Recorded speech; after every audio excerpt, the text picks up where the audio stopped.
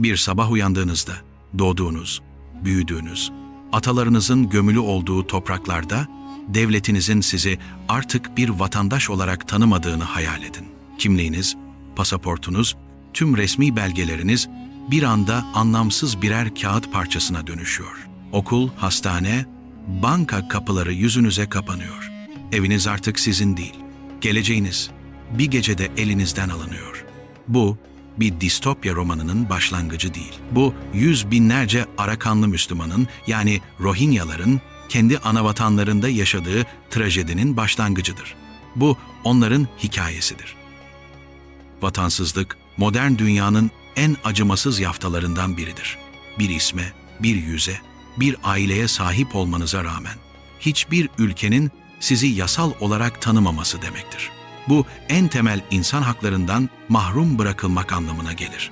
Eğitim, sağlık, seyahat özgürlüğü ve hatta yasal olarak evlenme hakkı.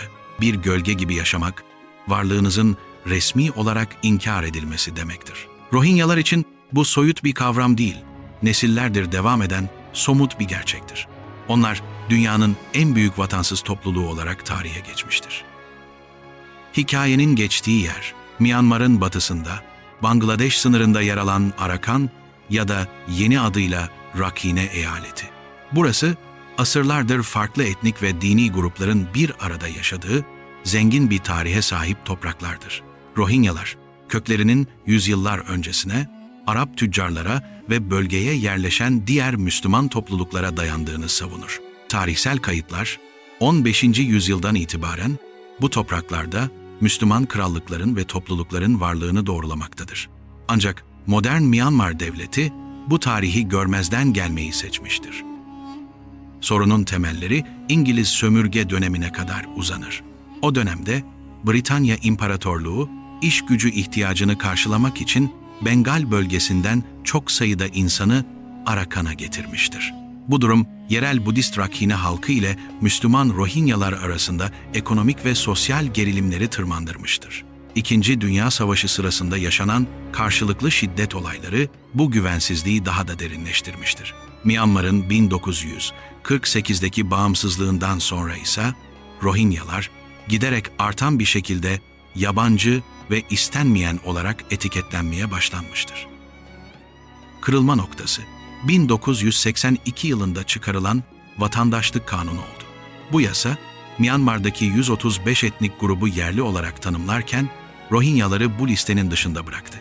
Bir gecede yüzyıllardır o topraklarda yaşayan bir halk, kendi ülkelerinde yasa dışı göçmen konumuna düşürüldü. Bu yasa, sadece bir kimlik belgesini iptal etmekle kalmadı.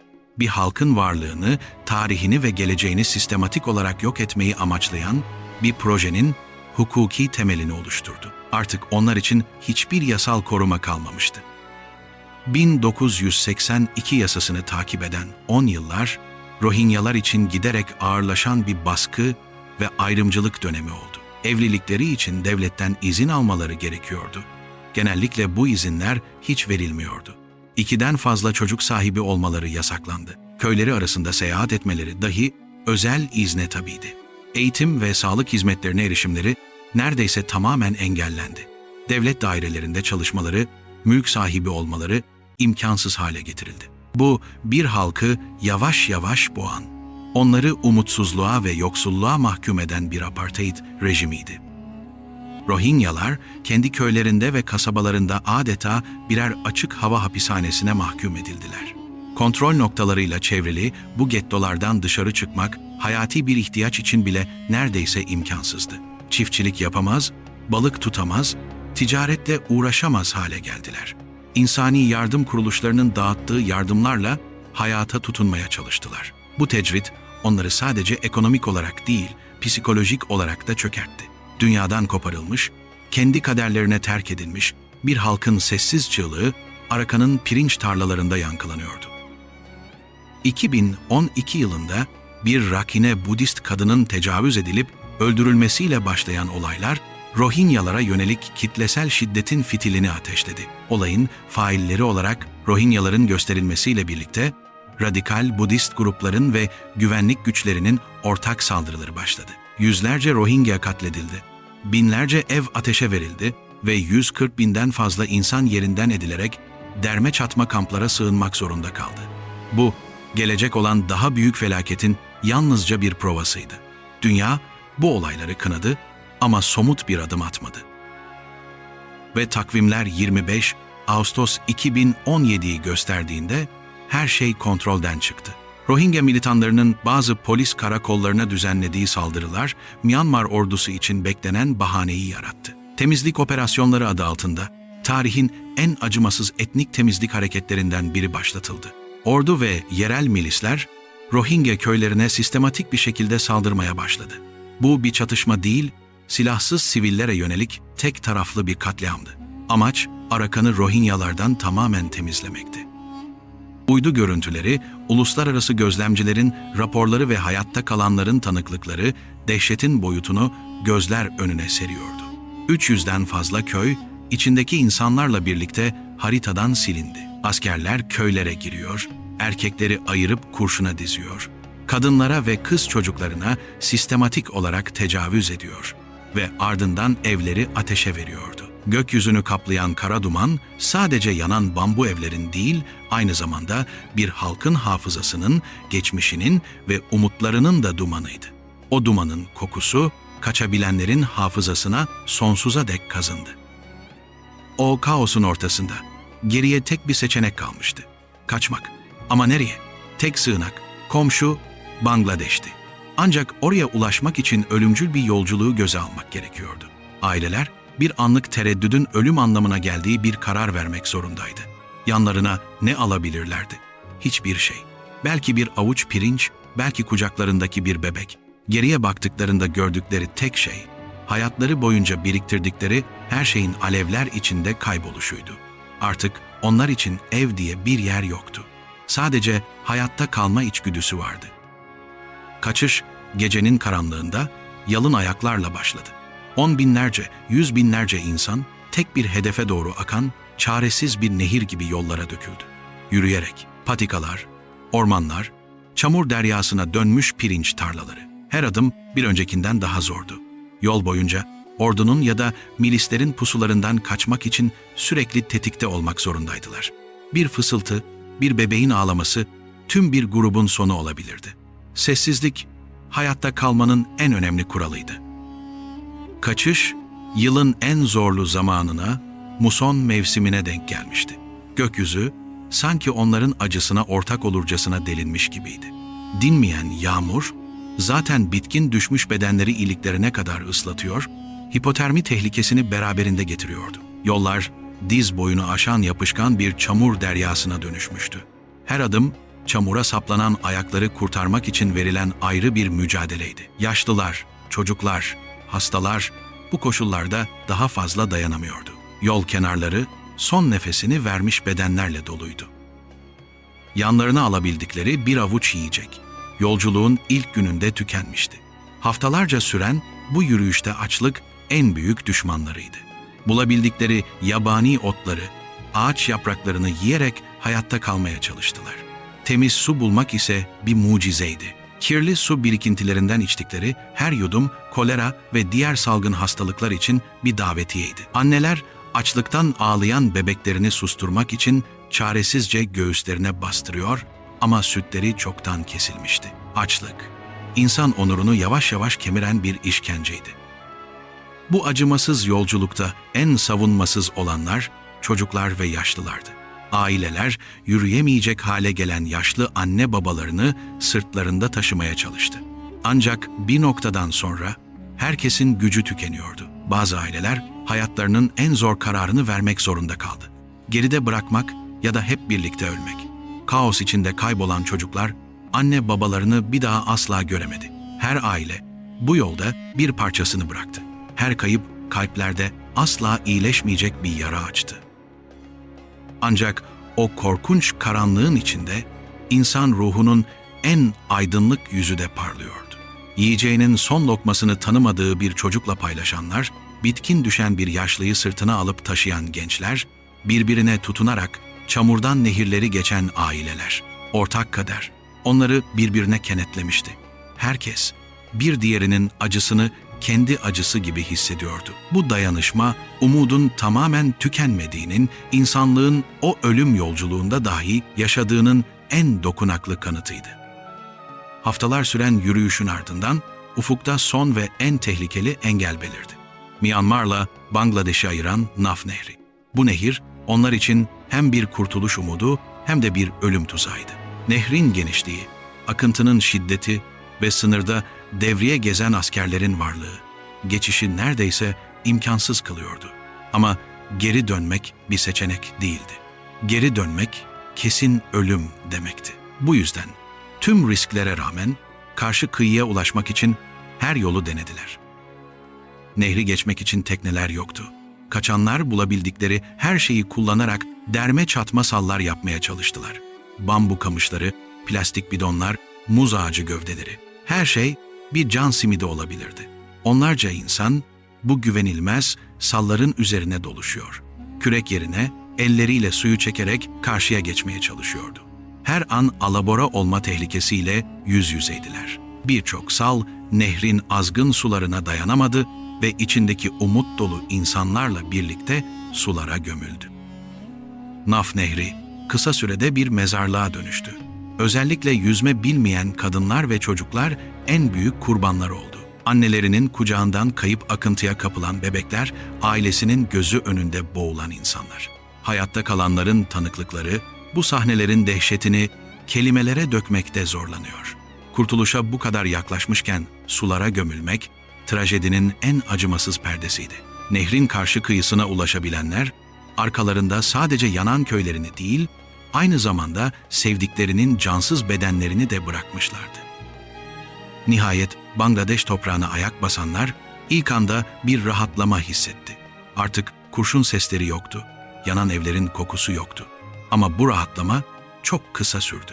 Onları bekleyen şey bir cennet değil, dünyanın en büyük ve en kalabalık mülteci kampıydı. Yorgun, aç, hasta ve travma geçirmiş yüz binlerce insan küçücük bir alana sığınmaya çalışıyordu. Yolculuk bitmişti ama hayatta kalma mücadelesi yeni bir boyutta devam edecekti. Bangladeş'in Cox's Bazar bölgesindeki Kutupalang kampı kısa sürede dünyanın en büyük mülteci yerleşimine dönüştü. Tepeler üzerine naylon ve bambudan yapılmış derme çatma barınaklarda sıkışan 1 milyona yakın insan. Burası bir şehir büyüklüğünde bir insanlık trajedisinin adresiydi. Altyapı yoktu, temiz su kaynakları yetersizdi, kanalizasyon sistemi bulunmuyordu. Salgın hastalıklar her an patlamaya hazır bir bomba gibiydi. Burası ölümden kaçanların sığındığı ama yaşamın da çok zor olduğu bir araftı. Kamplarda doğan ve büyüyen çocuklar kayıp nesil olarak adlandırılıyor.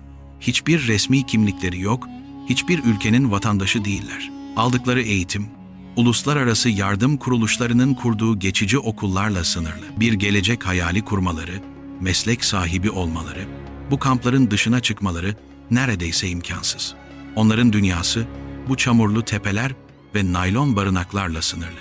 Kendi ana vatanlarını sadece anne babalarının hüzünlü anılarından biliyorlar. Kamptaki her birey anlatılması zor travmaların izlerini taşıyor. Ailesinin katledilişine tanık olan çocuklar, tecavüze uğrayan kadınlar, her şeyini geride bırakmak zorunda kalan erkekler. Geceleri kabuslarla uyanıyor. Gündüzleri ise geçmişin acı hatıralarıyla boğuşuyorlar. Psikolojik destek hizmetleri son derece yetersiz. Bu insanlar sadece fiziksel olarak değil, ruhsal olarak da hayatta kalma mücadelesi veriyor. O yanan köylerin imgesi zihinlerinden asla silinmiyor. Rohingyaların trajedisinin temelinde yatan duygu istenmemektir. Kendi devletleri tarafından soykırıma varan bir şiddetle kovulmuş, sığındıkları ülkede ise ağır bir yük olarak görülen bir halk. Gelecekleri belirsiz. Myanmar, onların geri dönüşü için güvenli koşulları sağlamayı reddediyor. Bangladeş, bu devasa mülteci nüfusunu daha fazla barındırmak istemiyor. Uluslararası toplum ise kalıcı bir çözüm bulmakta aciz kalıyor. Onlar, kelimenin tam anlamıyla dünyanın istemediği insanlar. Birleşmiş Milletler, Myanmar ordusunun eylemlerini soykırım niyeti taşıyan bir etnik temizlik olarak tanımladı. Uluslararası Ceza Mahkemesi ve Uluslararası Adalet Divanı'nda davalar açıldı. Gambiya'nın İslam İşbirliği Teşkilatı adına Uluslararası Adalet Divanı'nda açtığı dava, bu adalet arayışında önemli bir adım oldu. Ancak bu hukuki süreçler çok yavaş işliyor. Adalet yerini bulana kadar bir halk kamplarda erimeye devam ediyor. Adalet, onlar için soyut bir umut olmaktan öteye geçemiyor. Peki, 21. yüzyılda tüm dünyanın gözleri önünde bir halk nasıl bu şekilde yok edilmeye çalışılabildi?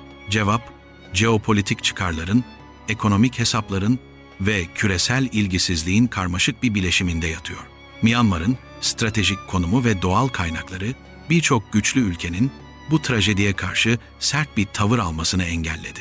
Sosyal medyanın ve küresel iletişimin bu kadar yaygın olduğu bir çağda Rohingyaların çığlığı çoğu zaman duymazdan gelindi. Dünya bu sınavda başarısız oldu. Bu trajedinin en ağır bedelini ödeyenler her zaman olduğu gibi kadınlar ve çocuklardır. Myanmar ordusu tecavüzü sistematik bir savaş silahı olarak kullandı. Binlerce kadın ve kız çocuğu bu korkunç şiddete maruz kaldı. Kamplarda bu tecavüzler sonucu doğan bebekler ve anneleri toplum tarafından dışlanma riskiyle karşı karşıya. Çocuklar ise hem şiddetin doğrudan tanığı hem de kurbanı oldular. Onların çocuklukları oyun parklarında değil, ölüm yollarında ve mülteci kamplarında çalındı. Yaşananlar sadece bir fiziksel katliam değil, aynı zamanda bir kültürel soykırımdır. Rohingyaların dili, edebiyatı, gelenekleri ve tarihi sistematik olarak yok edilmeye çalışılıyor. Köylerinin isimleri değiştiriliyor, camileri ve medreseleri yıkılıyor. Amaç, onların o topraklardaki izlerini tamamen silmek. Bir halkı yok etmenin en etkili yolu, onun hafızasını yok etmektir. Myanmar devleti tam olarak bunu yapmaya çalışıyor. Kamplarda ise bu kültürü yaşatma mücadelesi veriliyor. Bangladeş, dünyanın en fakir ve en yoğun nüfuslu ülkelerinden biri olmasına rağmen kapılarını 1 milyona yakın Rohingya'ya açarak büyük bir insaniyet örneği gösterdi. Ancak bu durum ülke için sürdürülebilir değil. Mülteci kampları yerel halkla gerilimlere, çevresel felaketlere ve sosyal sorunlara neden oluyor. Bangladeş hükümeti, uluslararası topluma sürekli olarak daha fazla sorumluluk alma ve kalıcı bir çözüm bulma çağrısı yapıyor. Ancak bu çağrılar çoğu zaman karşılıksız kalıyor. Kamptaki her Rohingya'nın en büyük hayali bir gün evine, Arakan'a geri dönmektir. Ancak bu hayale büyük bir korku eşlik ediyor. Geri döndüklerinde neyle karşılaşacaklar? Can güvenlikleri sağlanacak mı? Vatandaşlık hakları iade edilecek mi? Yanan evleri, talan edilen toprakları onlara geri verilecek mi? Bu soruların hiçbirinin net bir cevabı yok. Güvenli, onurlu ve gönüllü bir geri dönüş şu an için uzak bir ihtimal olarak görünüyor. Onlar için geri dönüş başka bir belirsizliğe yolculuk demek. Rohingya krizinin dünyaya duyurulmasında cesur gazetecilerin ve medya kuruluşlarının rolü büyüktür. Onların çektiği fotoğraflar, yazdığı haberler ve hazırladığı belgeseller dünyanın dikkatini bu trajediye çekti. Ancak medyanın ilgisi de zamanla azalabiliyor. Yeni krizler, yeni gündemler ortaya çıktıkça Rohingyalar unutulma tehlikesiyle karşı karşıya kalıyor. Onların hikayesini canlı tutmak, yaşananların unutulmamasını sağlamak, medyanın ve bizlerin ahlaki bir sorumluluğudur. Bu karanlık tablonun içindeki isimsiz kahramanlar, insani yardım çalışanlarıdır. Farklı ülkelerden gelen doktorlar, hemşireler, mühendisler ve gönüllüler, son derece zorlu koşullar altında Rohingyalara yardım eli uzatıyor. Salgın hastalıklarla mücadele ediyor, yiyecek ve su dağıtıyor, çocuklara eğitim vermeye çalışıyorlar. Onların fedakarlığı, insanlığın en zor zamanlarda bile umut olabileceğinin bir kanıtıdır. Ancak onların çabaları okyanusta bir damla gibi kalıyor. Sorunun çözümü siyasi irade gerektiriyor. Vatansız olmanın gündelik hayattaki karşılığı nedir? Bir banka hesabı açamazsınız. Yasal bir SIM kart alamazsınız. Bir yerden bir yere gitmek için otobüs bileti alamazsınız. Çocuğunuzu resmi bir okula kaydettiremezsiniz. Ölümünüz bile resmi olarak kayıt altına alınmaz. Varlığınız ve yokluğunuz arasında yasal bir fark yoktur. Bu, insanın benlik duygusunu, aidiyet hissini ve onurunu temelden sarsan bir durumdur. Rohingyalar, bu görünmez varoluşa mahkum edilmiştir. Myanmar'da Rohingyalara yönelik nefretin yayılmasında sosyal medyanın, özellikle Facebook'un rolü büyüktür. Radikal milliyetçi gruplar platformu kullanarak Rohingyalar hakkında sistematik olarak yalan haberler ve nefret söylemleri yaydılar. Onları terörist, yasa dışı göçmen ve ulusal güvenlik tehdidi olarak tasvir ettiler. Bu dijital propaganda şiddete zemin hazırladı ve halk arasındaki nefreti körükledi. Bir teknoloji platformunun bir soykırımın aracı haline gelmesi, çağımızın en büyük ironilerinden biridir. Bu karmaşık denklemin bir diğer parçası da Arakan'da yaşayan Rakhine Budistleridir. Onlar da kendilerini merkezi hükümet tarafından ihmal edilmiş hissediyor ve bölgenin kaynaklarından yeterince pay alamadıklarını düşünüyorlar. Rohingyaları kendi topraklarında ve kültürlerinde bir tehdit olarak görüyorlar. Yıllardır biriken güvensizlik ve ordu tarafından yayılan propaganda onları da şiddetin bir parçası haline getirdi. Bu durum, sorunun sadece bir Müslüman-Budist çatışması olmadığını, aynı zamanda derin siyasi ve ekonomik kökleri olduğunu gösteriyor. Çözüm için masada birkaç seçenek var.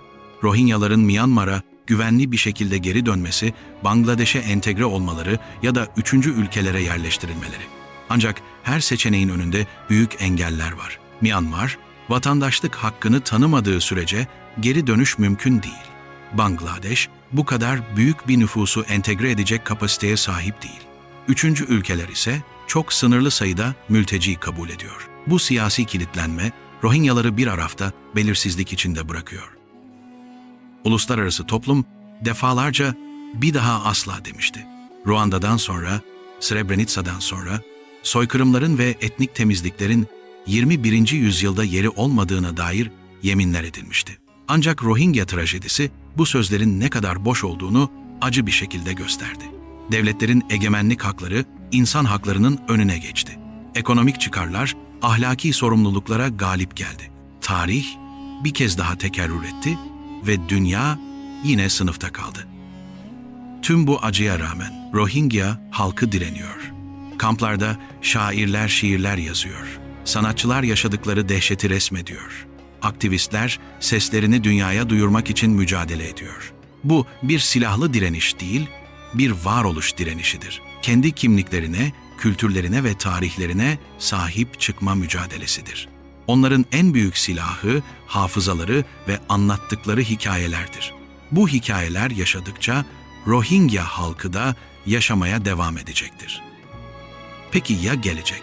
Kamplarda doğan yeni nesil, anne babalarının yaşadığı travmayı miras alıyor. Onlar için vatan kelimesi sadece bir masaldan ibaret. Onların geleceği, uluslararası toplumun vicdanına ve siyasi iradesine bağlı. Dünya bu çocuklara bir gelecek sunabilecek mi? Yoksa onları da vatansız, kimliksiz ve umutsuz bir hayata mı mahkum edecek? Bu soru sadece Rohingyaların değil, tüm insanlığın geleceğini ilgilendiriyor. Yürüyerek ölümden kaçan bu insanların hikayesi, isimsiz mezar taşlarıyla doludur. Yol kenarında, nehir yatağında, kampın bir köşesinde toprağa verilen 10 binlerce can. Onların ne bir ismi ne de bir mezar taşı var. Onlar istatistiklerin soğuk rakamları arasında kaybolup giden hayatlar. Bu video o isimsiz ruhlara bir saygı duruşudur. Onların unutulmasına izin vermemek, insan olarak hepimizin boynunun borcudur. Bir insanın hikayesini dinlemek, onu anlamanın ilk adımıdır. Rakamlar ve raporlar, trajedinin boyutunu gösterebilir ama acının derinliğini anlatamaz. Acıyı ancak bir annenin gözyaşında, bir çocuğun sessizliğinde, bir babanın çaresizliğinde görebilirsiniz. Rohingyaların hikayesi, insanlık durumunun en karanlık ve en aydınlık yönlerini bir araya getiriyor. Zulmün acımasızlığı ve hayatta kalma iradesinin gücü. Bu hikayeyi duymak, görmezden gelmeyi imkansız kılar. Bu hikaye, bizlere sahip olduğumuz hakların ne kadar değerli olduğunu hatırlatıyor. Her gün sıradan bir eylem gibi gördüğümüz şeyler. Bir kimlik kartı taşımak, okula gitmek, hastanede tedavi olmak, seyahat etmek. Bunların hepsi bir devletin sizi tanımasının sonucudur. Rohingyaların yaşadıkları bu hakların bir lütuf değil, kazanılmış birer hak olduğunu ve bir anda nasıl kaybedilebileceğini gösteriyor. Vatandaşlık sadece bir belge değil, bir onur ve güvenlik kalkanıdır. Ben ne yapabilirim ki? Sorusu bu tür büyük trajediler karşısında sıkça sorulur. Cevap basit ama güçlüdür. Farkında olmak, anlamak, anlatmak. Rohingyaların hikayesini öğrenmek ve başkalarıyla paylaşmak, onların sesini duyurmanın bir yoludur. İnsani yardım kuruluşlarına destek olmak, onların acısını hafifletmeye yönelik somut bir adımdır. Kendi ülkemizdeki siyasetçilere bu konuda baskı yapmak, küresel bir çözüm için atılacak bir adımdır. Kayıtsızlık, zulmün en büyük müttefikidir. Tüm bu karanlığa rağmen umut var mı? Umut, adalet arayışının devam etmesinde yatıyor.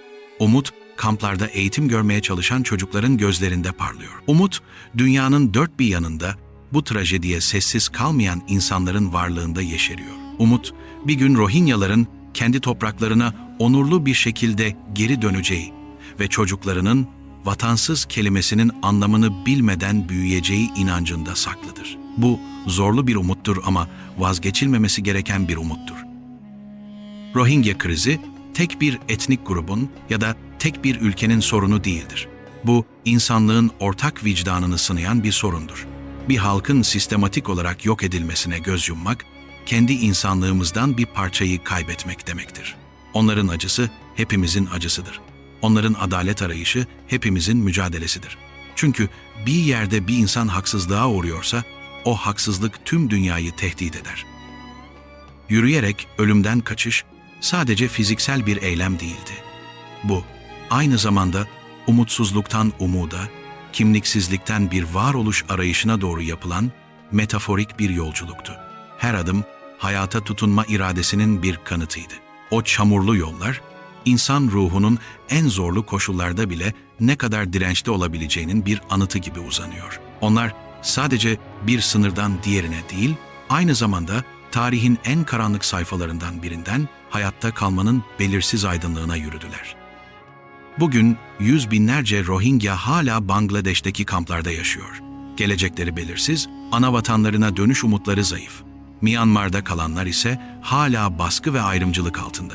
Bu yara henüz kapanmadı ve yakın zamanda kapanacak gibi de görünmüyor. Bu devam eden bir trajedidir. Dünyanın ilgisi başka yönlere kaymış olabilir. Ama o kamplarda her gün 1 milyon insan hayatta kalma mücadelesi vermeye devam ediyor. Onları unutmak, trajediyi ikinci kez yaşatmak demektir. Bu hikayede adı geçenler sadece Rohingyalar değil. Onlar Fatima, Muhammed, Ayşe, Yusuf. Her birinin bir ismi, bir ailesi, bir hayali vardı. Onları anonim bir kitle olarak değil, tek tek bireyler olarak hatırlamak önemlidir. Çünkü her bir can bir dünyadır ve 10 binlerce dünya bizim gözlerimizin önünde yok edildi. Onların isimlerini ve hikayelerini hatırlamak, onlara karşı en temel insani görevimizdir. Bu video bir sonuca varmayı değil, bir başlangıç yapmayı amaçlıyor. Bir farkındalık başlangıcı, bir anlama çabası ve belki de bir empati yolculuğu. Bir sabah uyandığınızda devletinizin sizi artık tanımadığını hayal etmiştiniz. Şimdi bu hayalin yüz binlerce insan için acı bir gerçek olduğunu biliyorsunuz. Onların yürüyerek ölümden kaçışı sadece kendi trajedileri değil, aynı zamanda çağımızın ahlaki pusulasının ne kadar bozulduğunu gösteren bir aynadır. Dünyanın istemediği bu insanların hikayesi sessizlikle noktalanmamalı. Onların çığlığı bizim sesimizle yankı bulmalı. Onların yürüyüşü adalet arayışında bize yol göstermeli. Çünkü onların hikayesi en temelde insan olmanın ne anlama geldiğine dair bir sorudur. Ve bu soruya vereceğimiz cevap sadece onların değil, bizim de geleceğimizi şekillendirecektir. Sessizliğin sesi çoğu zaman en güçlü çığlıktır. Yeter ki dinlemeyi bilelim.